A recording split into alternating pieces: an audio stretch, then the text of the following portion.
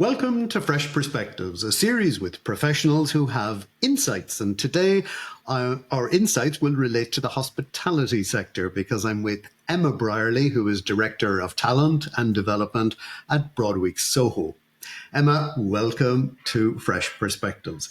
Can you tell us a bit more about the current world of hospitality, and what are the key challenges in terms of attracting and developing people?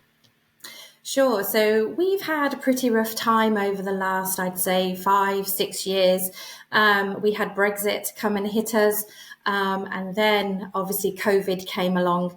And those two very serious areas have very much affected how we run our businesses and how we recruit, and in general, find people to come and work in our industry. COVID saw over 250,000 people leave hospitality and the UK.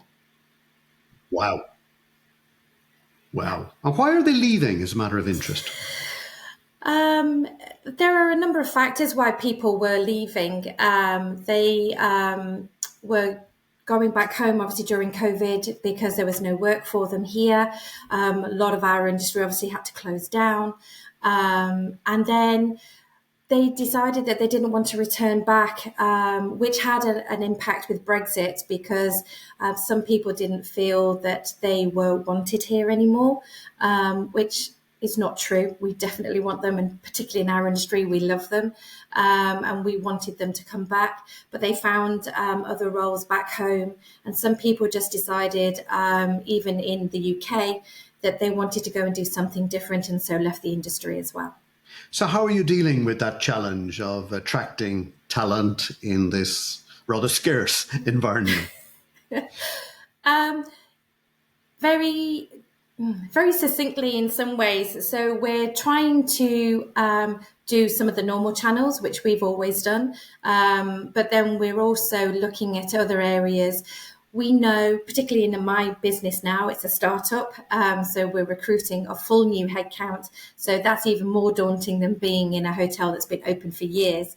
To look at who are we trying to hire and what roles are we trying to look at for them. We've basically opened the door to everybody. We realise that we're not going to be able to hire people that have got a lot of experience or any experience. And so we have been going out to different universities. We have been putting out recruitment days, and really looking at spreading our net wide and far to recruit anybody who has passion, enthusiasm, and a desire to want to come and work with us. And how do you develop them? So let's say somebody is attracted to work with you, for you. How do you... they will often ask at interview, okay, what's my career prospects? How will I be developed? I know that particularly younger professionals are asking this question quite a lot. What's your answer to that?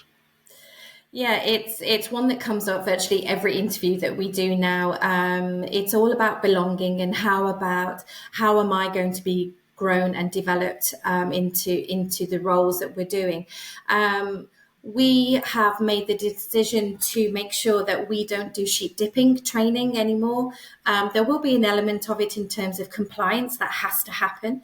But in terms of then how we grow our individuals, we treat them as individuals. And so we have committed that we will be putting together individual development plans for every single person that we will employ. That's going to be 200 people, so it's quite a job to do. But we want to make sure that everyone has something to help them develop and grow, whether it's in the current role that they're in, or for a promotional prospect, or the fact that they actually have a love and an interest to go into a different area of our business, and we help them to grow into that sector. So they're choosing the direction they want to grow in, and you're helping them via the development plan to grow into that sector. Yeah, it's a two-way conversation between the manager and them and with us as well. It's got to be a very open conversation, and we will do our very best to help them achieve their success. That's what we want. We want people to enjoy coming to work, to feel valued, and to feel that they're being heard when they're talking about their own development and career goals. Everybody has aspirations, and it's our duty to make sure that we achieve that with them, because that actually aids our business. It makes it successful. And also, we know we won't keep everybody for a long period of time, but if we can get people out into the industry and everyone says, we want people who've come from Broadwick Soho because they're amazing, they've been developed brilliantly, then that's great for us. Part of the brand, indeed. Absolutely. It's all... Let's look at the future. Let's gaze into the crystal ball. We were having a chat just before we went on air, and we talked about, CVs might well disappear.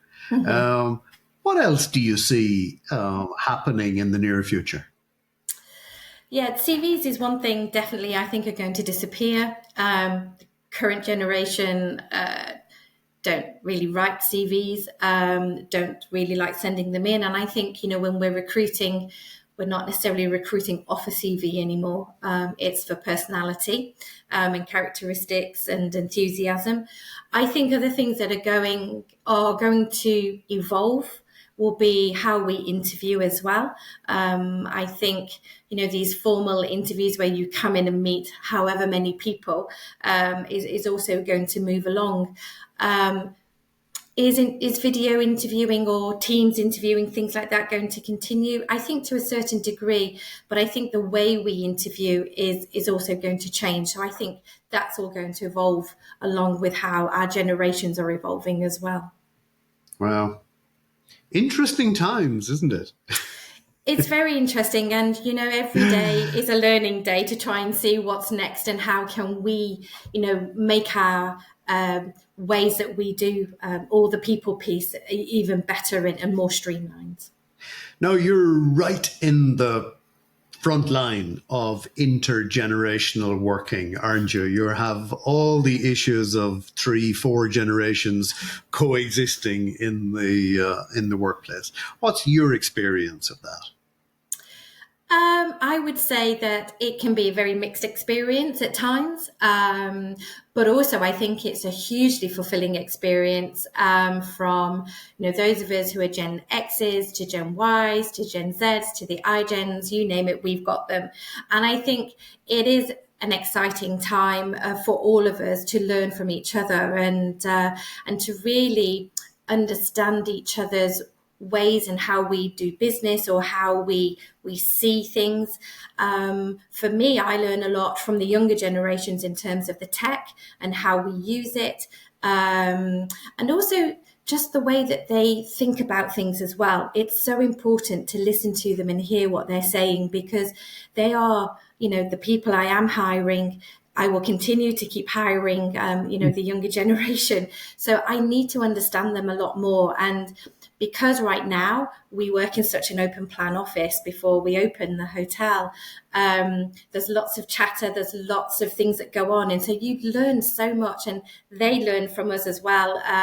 And it is such a warm, friendly environment. And I think that's what keeps us all youthful and sort of going, because we are intermixing in that way. Yeah, fantastic. Well, on that very positive note of being energized and kept going by working together, let's close for today. Many thanks for joining me, Emma. Thank you very much.